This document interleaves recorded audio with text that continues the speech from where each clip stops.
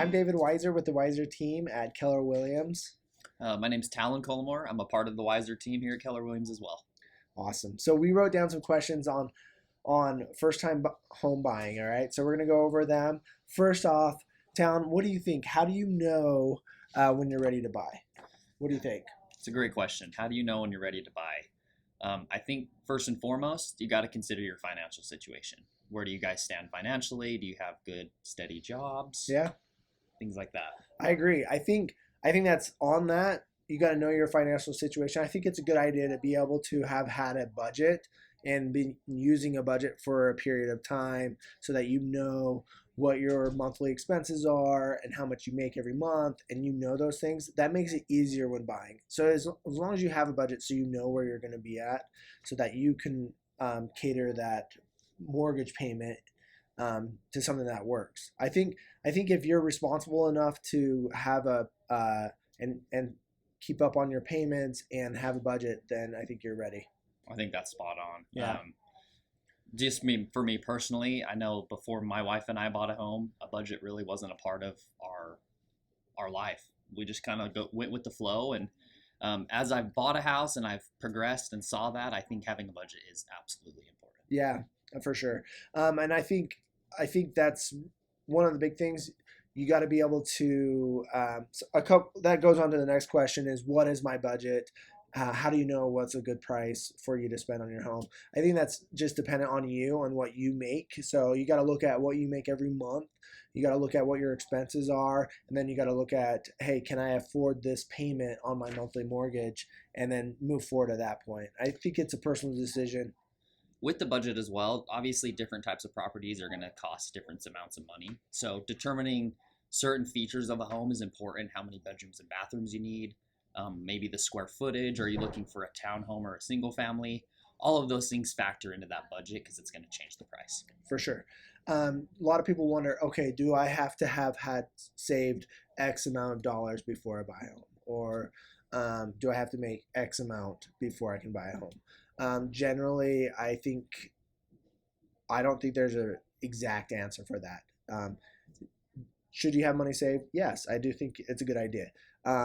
Do you have to? Not necessarily. I do think saving for a down payment, saving here in Utah specifically, there are zero down programs. You have low down payment programs, 3%, 5%. So there's a lot of options for you. As long as you make sure that you can make your payments, because that's a big thing, you know. The payment is what I was going to bring up as well. So I think what's important is with that budget, as you kind of see your expenses, it's important that you set yourself up with a number in mind, which kind of leads us into the next question. Yeah. What's important in finding a good lender? The number one thing I like to tell people is when they are starting to shop around for lending, for financing, is have a payment number in mind and make sure it works with your budget, and go to a lender and say that's where you want to come in at. Yeah, I agree. I think that's really important, because if you just go into this thinking, hey, I want a $700,000 home, and you're like, I make a lot of money, I want a $700,000 home, and then you find out that that $700,000 home, even with your down payment that you've saved, is more than what you want to make a payment of per month, then you should probably lower your budget down. So finding a good lender, talking to a lender about what your payment will be based on how much money you have to put down, which includes closing costs, which are the costs of buying the house. You'll have lender fees, title fees, taxes, insurance, things like that. Those are the fees in the at closing that you'll have to pay. So you'll have your down payment, which will be this much, and then you'll have a little bit more money you'll have to come out for closing costs typically in this market. I've only had a handful of people get their closing costs covered by the seller this year. It's been a crazy market, yeah, definitely. This with multiple offers, sellers they can say they don't want to pay closing costs because they have other offers where they don't have to, right? Yeah. And so I think that's important. I think it's good to talk to the lender about those costs, and they can give you a pretty close estimate on what those are going to be depending on a purchase price. Yeah. And so I always like to tell people, just shop around. Each lender is going to be a little bit different as far as fees and things like that go, and interest rates and things like that. So I always recommend getting 2 or 3 opinions. Talking to a real estate agent is important because they'll have a preferred lender that they trust and have worked with for a while. Yeah. What I think, if you're really new and you're young and you don't have very much money and your credit's not great, I think really you need to focus on that. And once you start focusing on getting your credit a little better and also saving a little bit, then you'll probably get to the point where you can buy a home a lot faster. And I think for me personally, I think real estate's a great investment. And so that buying that first home is important because then you can buy it, keep it 4, 5, 6, 7 years, sell it, use the equity you've gotten in the home to buy the next one.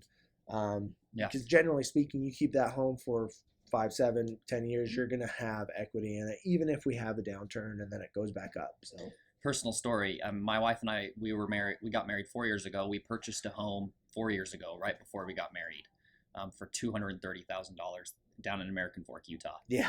It's worth $450 now. Yeah. So just that simple investment, that simple, decision to buy a house and budget so that we can make that payment essentially gives us $200,000 that we can take somewhere else and go buy a bigger, better place. So just like Dave said, I think it's a great investment. And if you're able to hold it for 4 to 5 years, you're going to set yourself up for lots of success. And we'll probably be doing another video on how much money you can make investing in real estate. So we'll be doing that. The other thing is how do you know you have the right real estate agent? There are so many real estates in the market. There's probably 100 in the building right now that we're in right now. So there are a lot of agents. So if you're looking for an agent, I think there are a few things. One, you got to look at their track record. 2, you got to look at if they're working full-time or part-time. I believe you need to work with someone that's working full-time because you deserve 100% of their attention because you're buying one of your biggest investments. So full-time, you got to look at their track record. You also want to make sure that they know what they're doing. So if there's just so many variables of things that can go wrong when buying a home, so you want to make sure you have someone that's good on your team, like having us, for example. That's a perfect example. That's a perfect example. Anyway, so yes, I think how do you know? Just talk to them about how many homes they sell. Maybe even talk to them about how they'll help you buy a home. They should be sitting down with you and doing a buyer consultation, which we do with every buyer, explaining the buying process. We're just briefly going into stuff right now, but we'll go in the step-by-step guide on how to buy homes with all our buyers so that they understand. Absolutely. With that said, kind of just back to the team aspect, I think it's real. We work as a team. Yeah. We have the Wiser team. That's our team name. How many agents do we have on the team? 6. 6 agents. So, and 2 assistants. So why that's beneficial in my opinion is that if you're signing up with an agent that's by themselves, they're most of the time, if they're a good top producing agent, they are going to have lots of clients. And so it really helps to have a team behind your back with a couple of assistants and a couple other agents to where if one of the agents is so busy and you want to see a home, time is of the essence in this market. And so it helps to have another agent that we can send out to kind of go help show you homes in that scenario, right? Yeah, so, for sure. I think that's huge. Thanks for bringing that up. When you begin your house hunting process, what does it look like?